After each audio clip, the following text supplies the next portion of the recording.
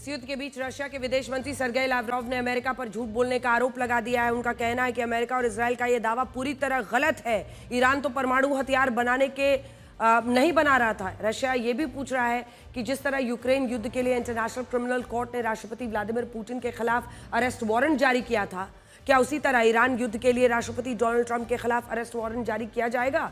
और क्या दुनिया अब रशिया की तरह अमेरिका पर इस युद्ध के लिए कड़े प्रतिबंध लगाएगी?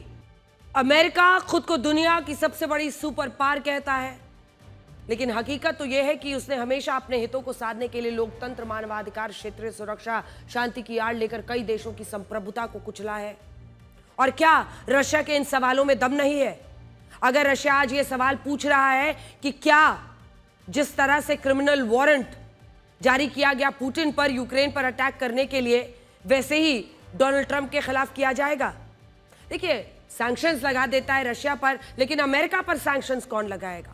अमेरिका वही देश है जिसने दूसरे विश्व युद्ध के दौरान जापान के हिरोशिमा नागासाकी पर परमाणु हमला किया। परमाणु खतरा, परमाणु खतरा, परमाणु खतरा, लेकिन एकमात्र देश विश्व का जिसने आज तक परमाणु हमला किया है, कौन? अमेरिका।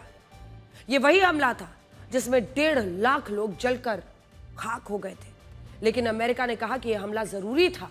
दुनिया अमेरिका से कुछ नहीं कह पाई। इसके बाद वियतनाम युद्ध, अमेरिका ने नापाम पर बम गिराया जिसमें कई बच्चों की खाल तक पिघल गई थी, लेकिन तब भी दुनिया ने अमेरिका से सवाल नहीं पूछा, और पूछा भी तो बस बातचीत होती रह गई। अमेरिका पर सैंक्शंस नहीं लगता। साल 1953 में अमेरिका ने इसी ईरान में चुनी हुई सरकार को दखल करके हटवा दिया। वहां अपने हितों के लिए राजशाही को सत्ता की कुर्सी दिला दी, और तब भी दुनिया में कोई कुछ नहीं बोल पाया। जहां जाता है, घुसता है, तख्ता पलट करता है, और फिर जब मन करता है बर्बादी के आलम में छोड़कर निकल जाता है। दुनिया ने तो ये तक कहने की हिम्मत नहीं दिखाई कि अमेरिका ईरान के कच्चे तेल के लिए ईरान की संप्रभुता के साथ गंदा खेल खेल रहा है। इसके बाद साल 2001 से लेकर 2021 के बीच 20 सालों तक अमेरिका ने अफगानिस्तान में आतंकवाद और तालिबान के खिलाफ युद्ध लड़ा, लेकिन बाद में इसी तालिबान को यही अमेरिका अफगानिस्तान की सत्ता सौंपकर भाग गया।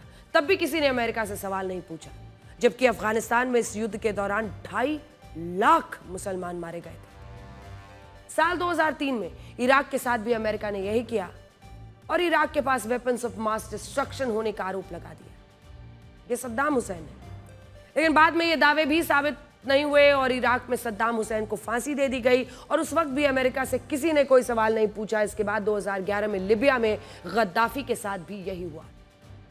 फिर अब आइए वेनेजुएला, पूर्व राष्ट्रपति निकोलस मादुरो के साथ भी यही हुआ, और अब ईरान में भी अमेरिका रिजीम चेंज के नाम पर युद्ध लड़ रहा है। लेकिन हकीकत यह है कि ये सब बहाने हैं। अमेरिका ईरान में भी अपने हितों को साधना चाहता है। आप अमेरिका के रक्षा मंत्री पीट हेग्सेथ को सुनिए, जिन्होंने खुद ये कहा कि अमेरिका ये युद्ध जीतने के लिए लड़ रहा है, न कि ईरान में लोकतंत्र और सत्ता परिवर्तन करने के लिए।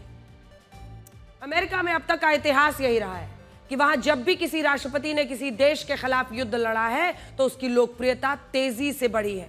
साल 1990 से लेकर 91 के बीच जब मिडिल ईस्ट के खाड़ी देशों में गल्फ वॉर लड़ा गया, तब उस वक्त के अमेरिकी राष्ट्रपति जॉर्ज बुश सीनियर की लोकप्रियता सारे रिकॉर्ड तोड़कर 82% पर पहुंच गई। इसके बाद अमेरिका में यह पैटर्न बन गया। वहां अलग अलग राष्ट्रपति अपने अपने वक्त में सैन्य संघर्ष करते और ऐसा करके अपनी लोकप्रियता को बढ़ाते।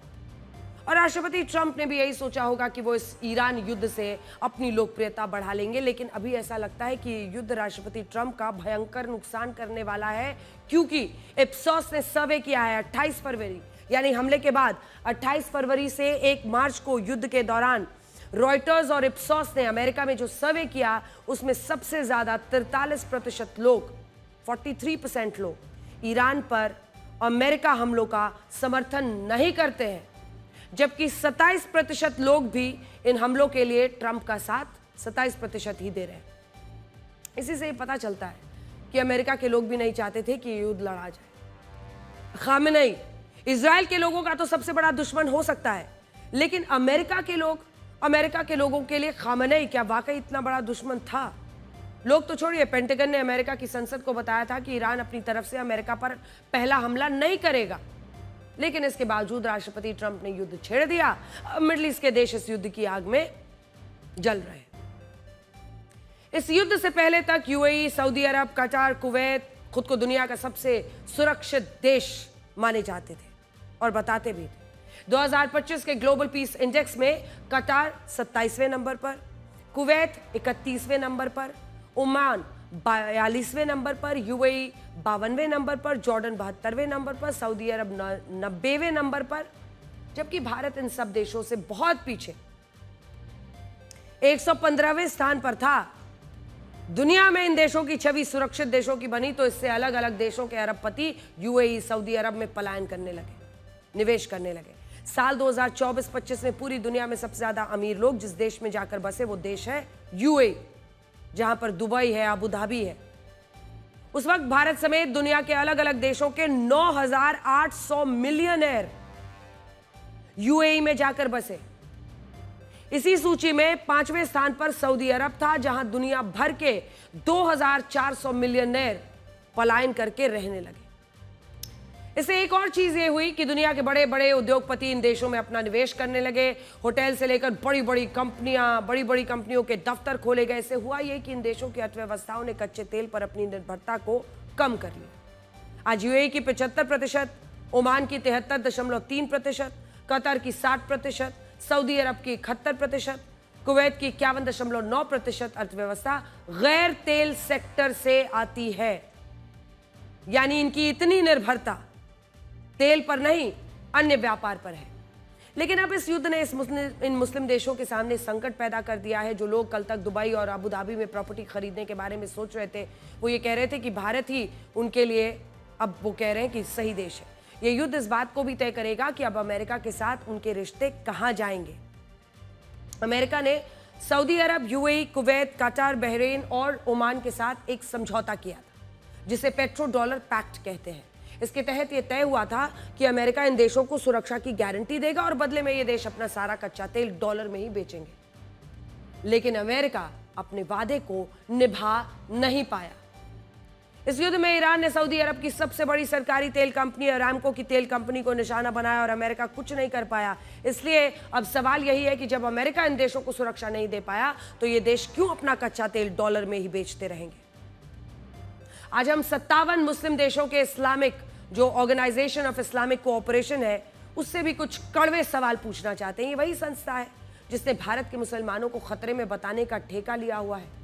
साल 2022, 2023, 2024, 2025 में भी इस संस्था के सभी 57 मुस्लिम देशों ने संयुक्त बयान जारी करके भारत के 24 करोड़ मुसलमानों को खतरे में बताया था। लेकिन आज हकीकत क्या है? आज हकीकत यह है कि जब रमजान का पवित्र महीना चल रहा है, तब ईरान के 9 करोड़ लोगों पर लगातार बमबारी हो रही है और ये मुस्लिम देश उस ईरान के खिलाफ खड़े हैं। ईरान मिडिल ईस्ट के सभी मुस्लिम देशों पर पूरी ताकत के साथ मिसाइल हमले कर रहा है। एक मुस्लिम देश दूसरे मुस्लिम देशों पर हमला कर रहा है। अफगानिस्तान में भी इस्लामिक रिपब्लिक ऑफ पाकिस्तान आम मुसलमानों की जानें ले रहा है। तालिबान भी पाकिस्तान में मुसलमानों का खून बहा रहा है। कहां है ये इस्लामिक कोऑपरेशन? लेकिन भारत एक ऐसा देश है जहां शांति के साथ रमजान के पाक महीने में हमारे जो आम मुसलमान भाई हैं वो रोजे रख रहे हैं, मस्जिदों में नमाज पढ़ी जा रही है। हमारे देश के मुस्लिमों में कोई डर नहीं है और इसीलिए आज हम कहना चाहते हैं कि भारत के मुस्लिम्स को खतरे में बताने की ये राजनीति बंद हो जानी चाहिए।